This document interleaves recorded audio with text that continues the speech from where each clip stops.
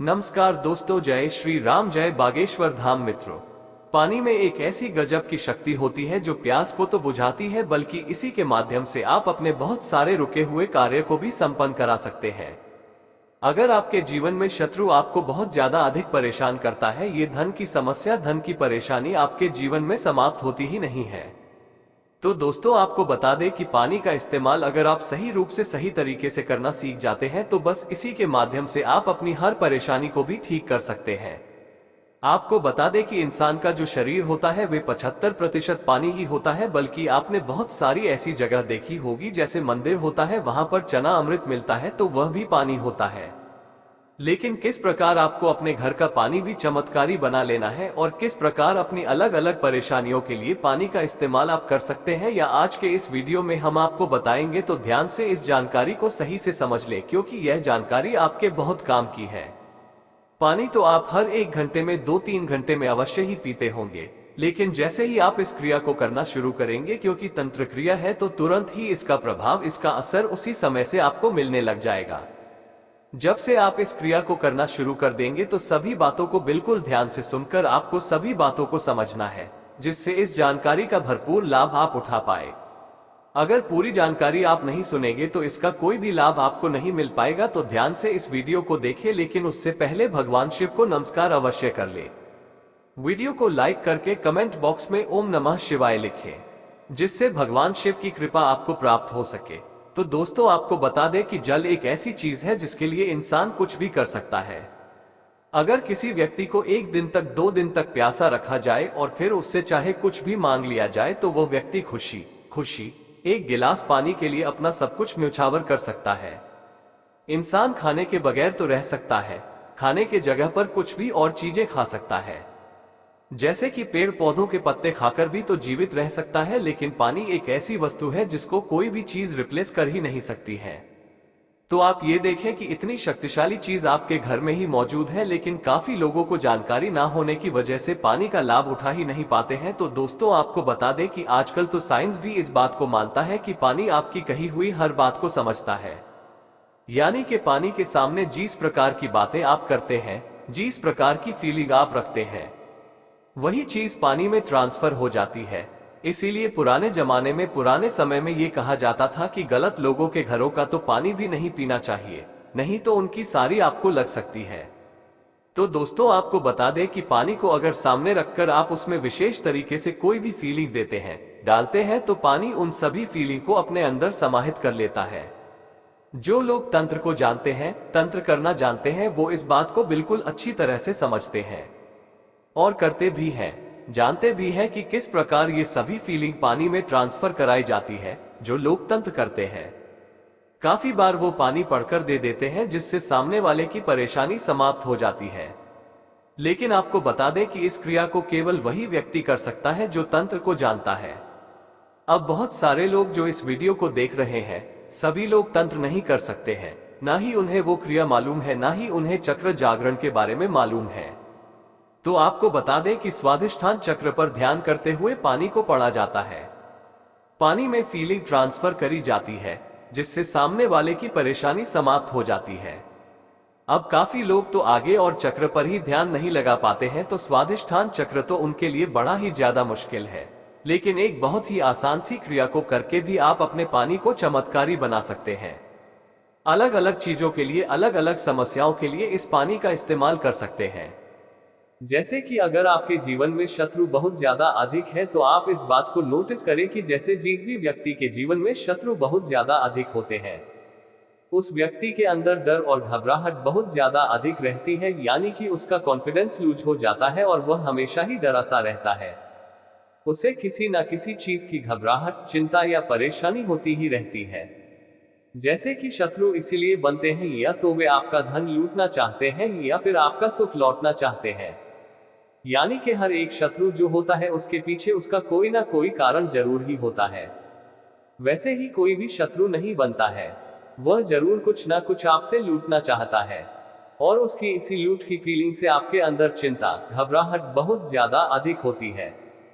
तो दोस्तों, आपको बता दें कि इसके लिए अगर महाकाली के मंत्रों को पानी पर पढ़कर किया जाए, तो इससे सामने वाला यानी कि शत्रु जो भी आपका है, वह पूरी तरह से टूट जाता है।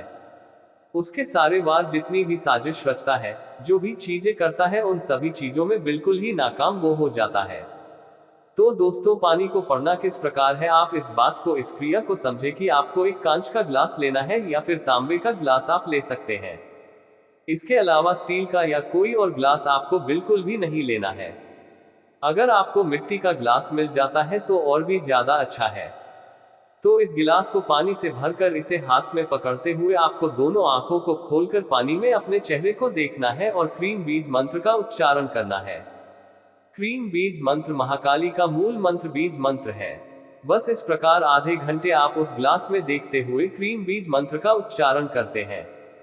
क्रीम की संपूर्ण शक्तियां उस पानी में ट्रांसफर हो जाती है और बस सुबह और शाम सिर्फ 2 बार अगर आपने इस क्रिया को कर लिया तो अगले दिन से आप खुद देखेंगे शत्रु के चेहरे पर कि किस प्रकार आपको देखकर घबराने लग जाएगा। और ये आप खुद भी कर देख सकते हैं कि अगर आपने इस प्रयोग को सही से किया तो आपके अंदर ऐसी गजब की ऊर्जा ये दौड़ने लग जाएंगी कि शत्रु आपके नाम से भी कांपने लग जाएगा। आपको परेशान करना तो दूर की बात है, आपके बारे में जब भी वह सोचेगा तो उसके मन की सुख, शांति और चैन बिल्कुल ही छिन जाएगा। जैसे अगर आपका जब शत्रु होता है और जब भी आप अपने शत्रु के बारे में सोचते हैं, यानी कि उसका ख्याल ही काफी होता है। मन के सुख को बर्बाद करने के लिए, मन के सुख को चिंता में बदलने के लिए, घबराहट में बदलने के लिए, इसी प्रकार जिस प्रकार आपको होता है। अगर आप इस क्रिया को करते हैं, वही सेम चीज फिर उस शत्रु के साथ होती है और तब तक होती है जब तक वे आपका ख्याल लाना बंद ना कर दे। डॉक्टर का पहला काम होता है उन लोगों की पहचान करना जिनमें एपिग्लोटाइटिस हो सकता है। स्ट्रिडोर और लार टपकना चेतावनी के संकेत हैं, खासकर उन लोगों में जो बीमार दिखाई देते हैं या जिन्हें सांस लेने में तकलीफ होती है। इन मामलों में पीड़ित का एक्सरे नहीं किया जाना चाहिए। इसके बजाय डॉक्टर नाक के माध्यम से डाली गई एक पतली, लचीली देखने वाली ट्यूब, लचीली फाइबर ऑप्टिक लैरिंगोस्कोपी से गले में सबसे नीचे देखते हैं। क्योंकि बच्चों के गले की जांच के दौरान उनके वायुमार्ग के अचानक पूरी तरह से ब्लॉक होने की संभावना अधिक होती है, इसलिए डॉक्टर ऐसे परीक्षण को केवल ऑपरेशन रूम में करते हैं, जहां वायुमार्ग संबंधित उन्नत उपकरण और विशेषज्ञ होते हैं, ताकि खतरा कम हो। ऐसे वयस्क जो गंभीर रूप से बीमार नहीं दिखाई देते हैं और उनमें श्वसन संबंधी कोई लक्षण नहीं होते हैं, उनमें सूजी हुई एपिग्लोटिस देखने के लिए गर्दन का एक्सरे हो सकता है या आपातकालीन विभाग या विशेषज्ञ के ऑफिस में लचीले फाइबर ऑप्टिक लैरिंगोस्कोपी की जा सकती है। बहुत से लोग क्या सोचते हैं, इसके बावजूद डॉक्टर के लिए केवल दिखावे के डॉक्टर सबसे पहले व्यक्ति के लक्षणों और चिकित्सा इतिहास के बारे में प्रश्न पूछते हैं और फिर शारीरिक जांच करते हैं।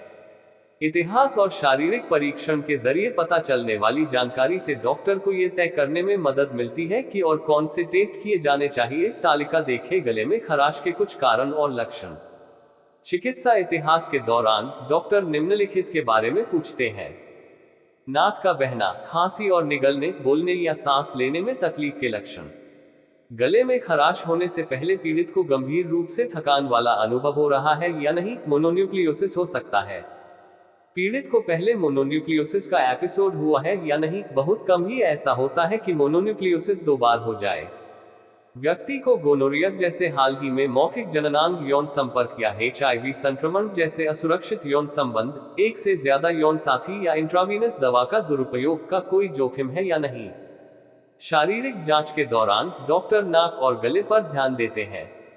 हालांकि अगर डॉक्टर को बच्चों में एपिग्लोटाइटिस का संदेह है, क्योंकि चेतावनी के संकेत हैं और ठंड का कोई सबूत नहीं है, तो वे अपने क्लिनिक में गले की जांच नहीं करते हैं, क्योंकि जीभ डिप्रेसर डालने से ऐंठन हो सकती है, जिसकी वजह से वायुमार्ग में पूरी तरह से रुकावट आ सकती है। यदि एपिग्लोटाइटिस का संदेह नहीं है तो डॉक्टर निम्न बताए गए अनुसार काम करते हैं। आधार पर वायरस के कारण होने वाले स्ट्रेप्ट थ्रोट से गले में खराश के बीच अंतर करना मुश्किल है। दोनों की वजह से गले में सफेद पैच और बहुत अधिक लालपन हो सकता है। इसलिए जब तक पीड़ित को केवल सर्दी न हो, डॉक्टर आमतौर पर गले के संक्रमण का पता लगाने के लिए जांचें करते हैं। जांचें 2 तरह की होती हैं, एक रैपिड स्ट्रेप एंटीजन जांच और एक गले की जांच। दोनों जांचें गले के पीछे के भाग से स्वैब से लिए गए नमूने पर की जाती हैं।